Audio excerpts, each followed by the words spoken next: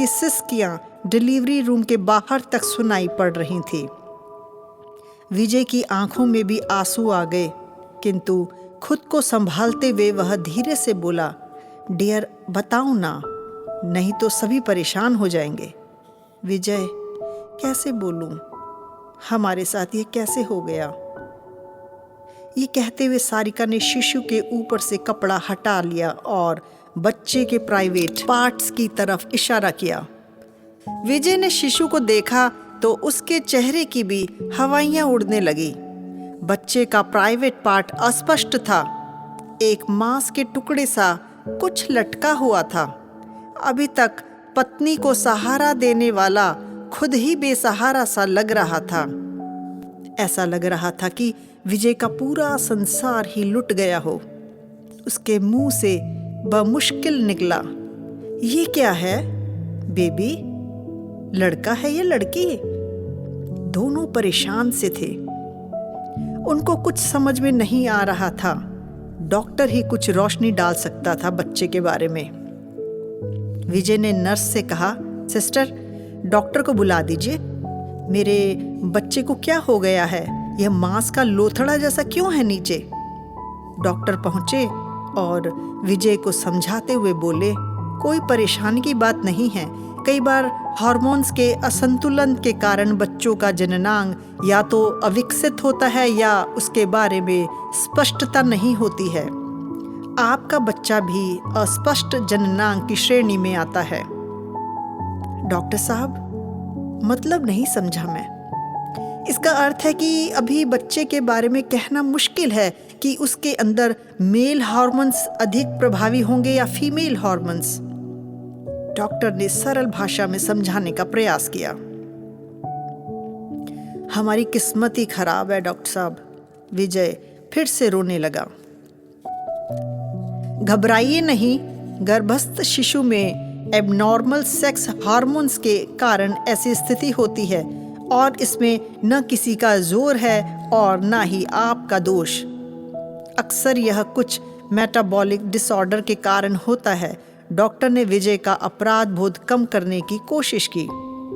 विजय और सारिका समझ चुके थे कि उनके बच्चे का जननांग अविकसित है। वह न लड़का है और न ही लड़की। हिजड़ा विजय के मुंह से निकला। फिर सारिका और विजय दोनों रोने लगे। दोनों एक आत्मग्लानि से भर गए कि उनको एक हिजड़ा संतान पैदा हुई है। दोनों की आंखों में सड़क पर ताली बजाकर भीख मांगने वाला या किसी के यहाँ शिशु के पैदा होने पर नाचने गाने वाले चेहरे सामने आ जा रहे थे। वे इस बात को कैसे स्वीकार करें कि उनकी संतान को यह सब करना पड़ेगा। उनकी संतान को उस कर्म की सजा मिलेगी जो उसने किया ही नहीं, जो एक बायोलॉजिकल प्रक्रिया है जिस पर किसी का जोर नहीं है। इस मासूम को ही नहीं, इसको भी समाज हिजड़े का माँ बाप कहकर तंज मारने से पीछे नहीं हटेगा। विजय को वो दिन याद आ गया जब शादी तय होने के बाद वो और सारिका पार्क में बैठे हुए थे। सारिका का सिर उसके सीने पर था और दोनों प्यार भरी बातें करते हुए एक अलग ही दुनिया में खोए हुए थे। तभी एक आवाज ने उनका ध्यान भंग किया था। कोई था जो जोड़ी सलामत रहे कहता हुआ तालियां पीटे जा रहा था। उसे कुछ पैसों की दरकार थी। उस पार्क में कोई न था और वो व्यक्ति कुछ अलग तरह की डरावनी हरकतें किए जा रहा था। सारिका तो बुरी तरह से डर गई थी। विजय को भी थोड़ा ऑकवर्ड लग रहा था। वो सोच ही रहा था कि कैसे इसे हैंडल किया जाए कि पुलिस का एक जवान आ गया और उसने हड़का कर उसे भगा दिया। विजय के दिमाग में चलचित्र की भांति सब चल रहा था। विजय की चिंता जायज थी। समाज की मुख्य धारा उनको अछूत जैसी स्थिति में रखती है और उनको हिजड़ा बस्ती अलग से बनाकर रहने के लिए विवश होना पड़ता है। वहीं से उनकी दिशा और दशा का निर्धारण होता है। उनकी कमाई के अनुसार उन्हें सुविधाएं प्राप्त होती हैं। कुछ भीख मांगते हैं, कुछ नाचते गाते हैं और वहीं कुछ देह व्यापार जैसे धंधे से जुड़कर एड्स जैसे रोगों का शिकार भी हो जाते हैं। इन लोगों की जिंदगी अपने आप में अजूबा हो जाती है। समाज ऐसी नज़रों से देखता है गोया ये लोग इंसान ना हो। डिलीवरी रूम से रोने की आवाज़ सुनकर विजय और सारिका के परिवार के सभी लोग अंदर आ गए। डिलीवरी रूम में अच्छा खासा मजमा लग गया था। नर्स सभी को बाहर जाने के लिए कह रही थी। सभी स्तब्ध थे। आखिर ऐसी परिस्थिति में प्रतिक्रिया क्या की जाए और कैसे की जाए? ऐसे में यदि कोई व्यक्ति समझदारी दिखा दे तो स्थिति संभल जाती है। विजय के पापा एक प्रगतिशील विचारों के व्यक्ति थे। उनके दिमाग में बड़ी तेजी से विचार आ जा रहे थे, जैसे आज जिंदगी भर की सोच, अध्ययन और आदर्शों का इम्तिहान हो रहा हो। वे बोले, इसमें दुखी होने की बात नहीं है बेटा। जिसको हम हिजड़ा कहते हैं वह भी तो प्रकृति का एक अंग ही तो है, और जो प्रकृति ने हमें दिया है उसे बहिष्कृत करने का हमें क्या अधिकार? हम लोग इस बच्चे को पाल पोस कर बड़ा करेंगे, अच्छी से अच्छी शिक्षा दिलाएंगे। क्या पता कि यह भी परिवार का नाम आगे बढ़ाए जितना दूसरी संतान बढ़ाती हैं। आखिर जिसको हम हिजड़ा कहते हैं वे भी तो इंसान होते हैं। विजय के पापा की बात सही थी, लेकिन कहने और करने में बड़ा मुश्किल होता है। कैसे पापा? क्या समाज इसकी परमिशन देगा? सारिका ने रूंधे गले से पूछा। अगर परिवार चाहेगा तो समाज कुछ नहीं कर सकता है। अक्सर परिवार की अस्वीकार्यता का ही समाज फायदा उठाता है।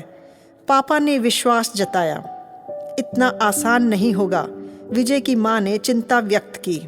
तो इसका मतलब यह है कि हिजड़ा समाज के लोग मेरे बच्चे को हमसे छीन लेंगे? विजय निराश हो रहा था। नहीं विजय, 9 महीने मैंने खून का एक एक टुकड़ा देकर इसे बनाया है, इसे कोई कैसे छीन सकता है? सारिका की बात से विजय को शक्ति मिली। उसने मन ही मन निश्चय किया, चाहे जो भी हो जाए वह अपनी संतान को नहीं त्यागेगा। उसको जीने का हर वो हक देगा जो किसी और संतान को मिलता है।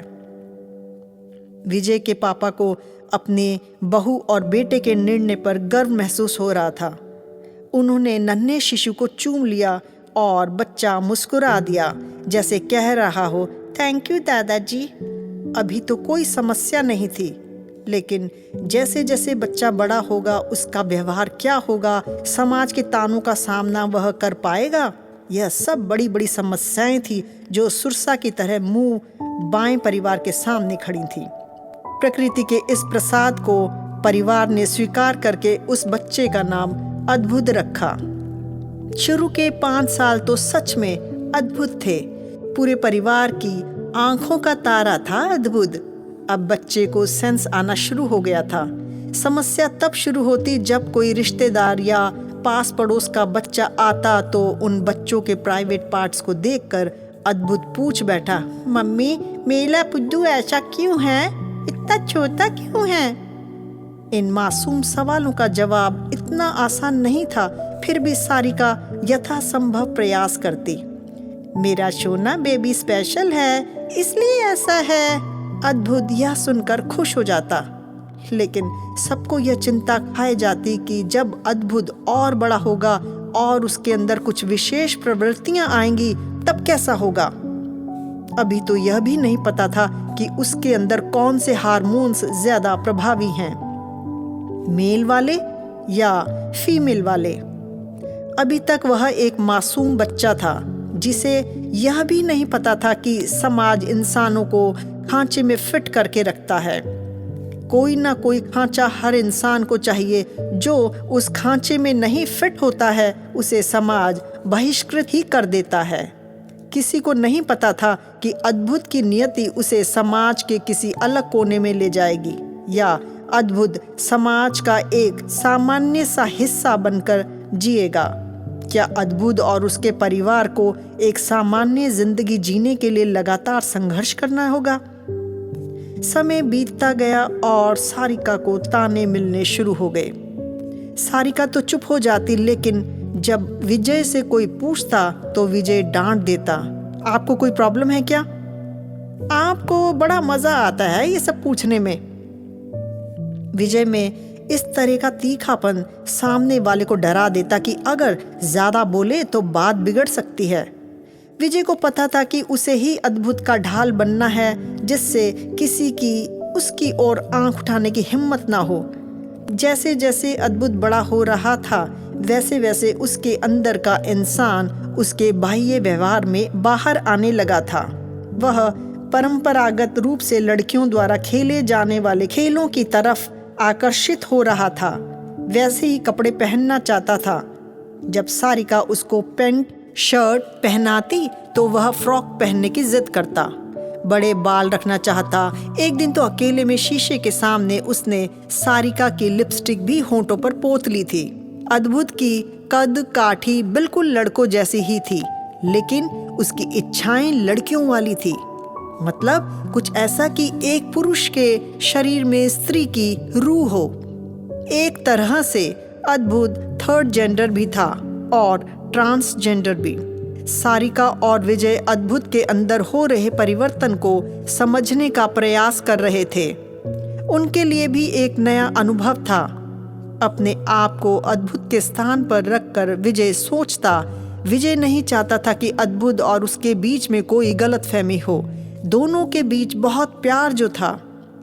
अद्भुत 10 वर्ष का हो गया था, लेकिन अभी स्कूल नहीं भेजा गया था। घर में ही सारिका ने उसे अभी तक पढ़ाया था। लेकिन अगर अद्भुत को आगे पढ़ाना है तो जरूरी है कि उसकी औपचारिक शिक्षा हो। एडमिशन के लिए भी उन लोगों को कम पापड़ नहीं बेलने पड़े। कई स्कूलों के चक्कर काटे, लेकिन कोई भी स्कूल एक थर्ड जेंडर के एडमिशन के लिए राजी नहीं हो रहा था। सभी को लग रहा था कि एक थर्ड जेंडर के आने से स्कूल का माहौल खराब हो जाएगा। हालांकि ये सिर्फ आशंका ही थी, कोई तथ्य न था कि जो थर्ड जेंडर होता है उसके अंदर कोई माहौल खराब करने की जीन होती है। जिस तरह से एक लड़का लड़की एक दूसरे की ओर आकर्षित होते हैं, वैसे ही एक थर्ड जेंडर एक लड़के या लड़की की ओर आकर्षित हो सकता है। और अगर यह आकर्षण माहौल खराब करता है तो अन्य आकर्षण भी माहौल खराब करते हैं। काफी मशक्कत के बाद बड़ी मुश्किल से एक स्कूल में एडमिशन हुआ। स्कूल के पहले दिन क्लास में टीचर ने आधा होंठ दबाते हुए कहा, अद्भुत, वाकई तुम अद्भुत हो और तुम्हारे माँ बाप तो और अद्भुत हैं। जब तुम्हें सड़क पर जाकर नाच गाकर भीख मांगनी चाहिए तो तुम स्कूल में पढ़ने आए हो। अद्भुत बोला तो कुछ नहीं, लेकिन उसका मन कर रहा था कि वह जाकर टीचर का मुंह नोच ले, जो अपनी गंदी जुबान से उसको और उसके माँ बाप को भला बुरा कह रहा है। वह यह सोचकर चुप मार गया कि यदि वह कुछ कहता है तो निश्चित रूप से माहौल खराब करने वाली बात सही हो जाएगी। उसने विजय और सारिका को भी कुछ नहीं बताया।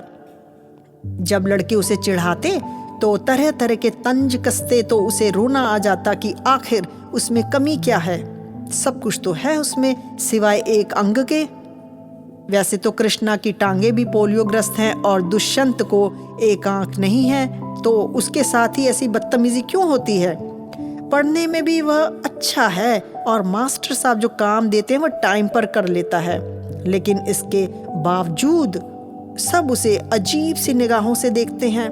उसे बुरा तो लगता, लेकिन अब वह इन बातों का अभ्यस्त होता जा रहा था। कुछ लोगों ने उसे स्वीकार करना भी शुरू कर दिया था, लेकिन फिर भी भेदभाव तो था ही। उसे तो अभी अपने लिए जमीन बनानी ही थी। ऐसा नहीं था कि थर्ड जेंडर होने का दंड अद्भुत को ही भुगतना पड़ रहा हो। उसके पिता को भी गाहे बगाहे एक थर्ड जेंडर के पिता होने के ताने सहने पड़ते। कई बार तो लोग शुभ चिंतक बनकर कहते कि विजय, अगर चाहते हो कि कल तुम्हारे परिवार को कोई परेशानी न हो तो उसे तुम हिजड़े वाले मोहल्ले चंपानगर में छोड़ाओ। चंपानगर के किन्नर मोहल्ले से कभी कोई अद्भुत को लेने नहीं आया। एक बार किन्नरों का एक मुखिया जरूर विजय से कहीं रास्ते में मिला था, लेकिन उसने शुक्रिया ही कहा और बोला, साहब, हम बहुत खुश हैं कि आप अपने बच्चे को पढ़ा लिखा रहे हैं। समाज से जैसे हम लोगों को निष्कासित कर दिया जाता है, उसमें तभी रोक लग सकती है जब आप जैसे लोग हिम्मत दिखाएं। मुखिया की बात सुनकर विजय उदास हो गया और बोला, इतना आसान नहीं है मुखिया जी। आज तक हम लोग कुछ ना कुछ ताने सुनते ही रहते हैं। लोग भले ही सामने से ना बोले लेकिन पीछे से बोल ही जाते हैं, जो दिल में सीधे घाव कर जाता है। साहब, इतना आसान थोड़े ही है सदियों की परंपरा को तोड़ना, लेकिन इंसान होने की शर्त हर कोई पूरी नहीं कर पाता है। आप पर हम जैसे लोगों को गर्व है, मुखिया ने विजय की ओर सम्मान से देखते हुए कहा। मुखिया की बातों से विजय को बहुत संबल मिला। एक किन्नर का पिता होने के ताने ही उन्होंने सहे हैं। अब तक और पहली बार किसी का समर्थन मिला था। अद्भुत की उम्र बढ़ रही थी, उसकी दाढ़ी मूछें आनी शुरू हो गई थी। वह फर्स्ट ईयर में एडमिशन ले चुका था। लड़कों वाली ड्रेस पहनकर स्कूल जाता था। वह बिल्कुल सामान्य बच्चों की तरह कॉलेज में पढ़ाई कर रहा था। जिंदगी अच्छी चल रही थी, पर कहीं ना कहीं अद्भुत परेशान रहता था। वह चाह रहा था कि वह लड़कियों की तरह जीन्स टॉप पहने, स्कर्ट डाले, उसके होठ पर गाढ़े रंग की लिपस्टिक लगी हो। कॉलेज में बदनामी के डर से तो वह कुछ न कर पाता, लेकिन जब घर में अकेला होता तो अपने कमरे में स्कर्ट टॉप डालता, खूब साज श्रृंगार करता और खुद पर ही मोहित हो जाता। पर जब अपना सीना देखता तो निराश हो जाता। वह चाहता उसके सीने में भी उभार हो, कोई लड़का उसकी तरफ आकर्षित हो और वह उसके प्यार में पागल हो जाए। लेकिन वह डर जाता कि कहीं उसके घर वालों की तौहीन ना हो, उन्हें ताने न मिले। यह सब सोचकर वह मन मसोस कर रह जाता। लड़कों को देखता तो उसका मन आकर्षण से भर जाता, पर किसी लड़के से वह प्यार का इजहार कैसे करे। अद्भुत जानता था कि जिस दिन उसने फीमेल की ड्रेस डाली, उसकी और उसके परिवार की परेशानियां बढ़ जाएंगी, और वो ये बिल्कुल नहीं चाहता था। अद्भुत अंदर बाहर की लड़ाई लड़ रहा था, और इस अंतर्द्वंद से निकलने के लिए ये जरूरी था कि विजय और सारिका से बात करे। अद्भुत को विजय और सारिका ने जिस तरह से सपोर्ट किया था, उससे लग रहा था कि उसे पूरा समर्थन मिलेगा। ऐसा हुआ भी जब विजय ने बोला कि बेटा, मैं तुम्हारी स्थिति समझ सकता हूँ और तुम्हें अपनी जिंदगी अपनी शर्तों पर जीने का अधिकार है, लेकिन उसके लिए पहले ज़रूरी है तुम खुद को इतना सशक्त बनाओ जिससे जब तुम अपनी इच्छाएं पूरी करो तो समाज तुम्हारी ओर आंख उठाने का साहस न कर सके। वैसे भी आजकल मेडिकल साइंस काफ़ी एडवांस हो चुका है, जो तुम्हारे मन के अनुसार तुम्हारा तन भी कर सकता है। अद्भुत के लिए ये स्वप्न के सच होने से कम नहीं था। वो मेहनत से पढ़ाई करने लगा। वो दिन दूर नहीं होगा जब अद्भुत अपने मन के अनुसार एक तन भी पालेगा और हो सकता है कोई साथी भी मिल जाए। जब परिवार साथ है तो उसे आगे बढ़ने से कोई नहीं रोक सकता है, कोई उसे बहिष्कृत नहीं कर सकता है।